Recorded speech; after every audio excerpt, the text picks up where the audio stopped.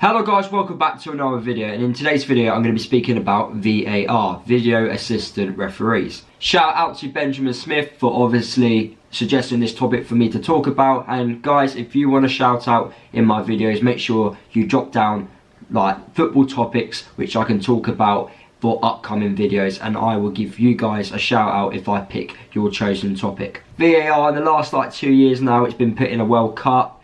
We know we've seen it in like FA Cup games, Champions League games, and for next season it's going to be introduced in the Premier League. At first my thoughts about VAR was the timing of it, because during the World Cup it just took so long, and as a fan you're already at football matches for so long anyway due to time wasting, due to like all these different things, so you didn't want to stay at a football game even longer because you're just waiting on a decision. Even though it could be the right decision, you don't want to wait 5 minutes for a decision to be made.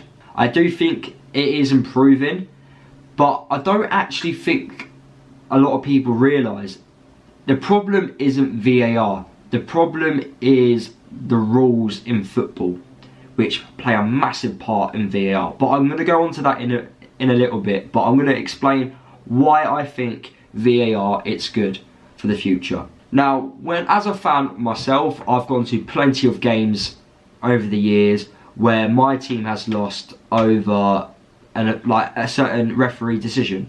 Now, I've been to a playoff final and my team lost due to an offside goal.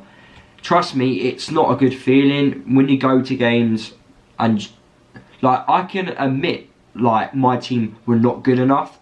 However, when you get beat by a decision, it's just well, it's not your team's fault, it's other factors have played a part in it. And VAR, for me, it's good in that sense where you can now go to games now and you're not going to get ripped off. You're not gonna go to a game and come back, oh, we lost because of an offside goal. That frustration. I want to go to games where if my team are not good enough on the day, I want that to play a massive factor in it. I don't want a decision to play a part in it. If we go to, say for example, Luton go to Aston Villa. Aston Villa beat us 3-0. The referee, the officials, they made all the correct decisions. Boom. I will happily accept my team have lost because we weren't good enough. We didn't turn up. Tactics were poor. I'd rather go to games like that and come back home knowing that we've lost because we just weren't good enough. Not because a referee made the wrong decision on an offside call or if it was handball, So that's why I think VAR is a good thing. It's because you can go to games now and it's either offside or it's not. It's either a foul, it's either a red card, you are getting these yes or no decisions. However, football is very opinionated. We all know that. That's why I'm giving you guys my opinion. A lot of people complain on the decisions which are getting made in football. Now, that's not VAR's fault. That is the rules which have been put in place in football. So when a decision's been made and it's been handball, we've seen so many controversial decisions being made. When a handball's been made, especially in that Tottenham v Manchester City game. Tottenham scored, Llorente with his elbow, well, I think it was his arm or elbow, I don't know, I can't remember which one it was, but the referee allowed the goal. Now, they showed plenty of angles to the referee, and the referee made the decision to give the goal. That's not VAR's fault. That is the rules which have been put in place. So a lot of people are going saying, that goal should not stand because he used his arm.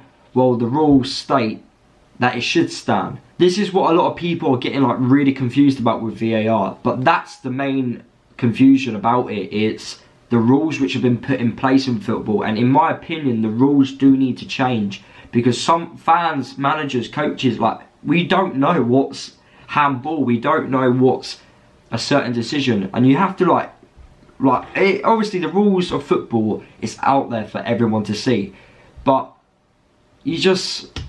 it needs to be more clear, because the players don't understand it either.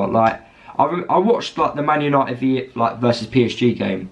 United scored in the last, well, they got awarded a penalty, and the player made himself big, he put his elbow out, and United were awarded a penalty through VAR.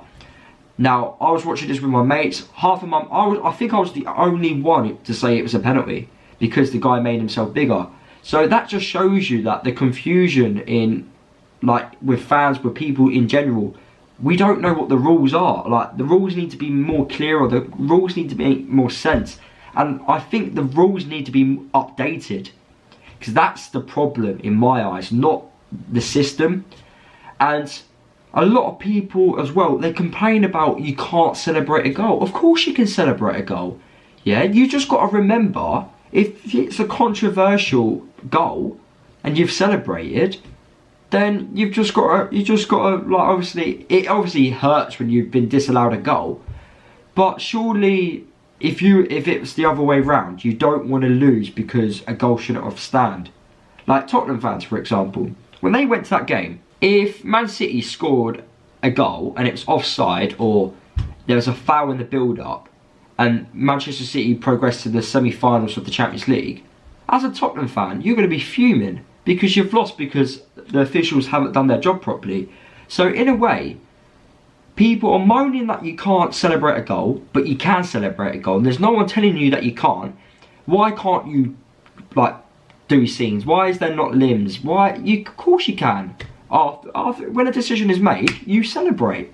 It's like goal line technology, you know. Yeah, there's like a certain delay in when the goal is given, but once the goal is given, you celebrate. You celebrate the goal. To be fair, I do feel sorry for the people who organise like VAR, because like they can't win. It's just not a win-win situation at all, because fans still moan about certain decisions which have been made, but that's not VAR. That's the rules which have been put in place.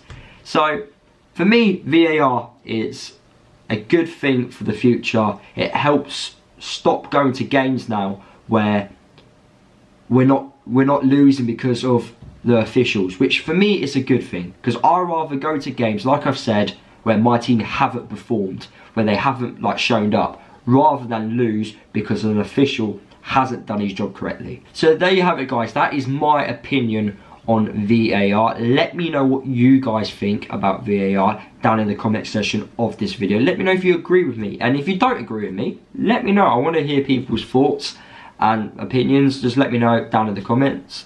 Suggest me, like I've said it earlier in the video, other football topics you want me to talk about. Subscribe to the channel if you're new. Follow me across all my social media if you haven't done already, and I'll see you guys in the next video.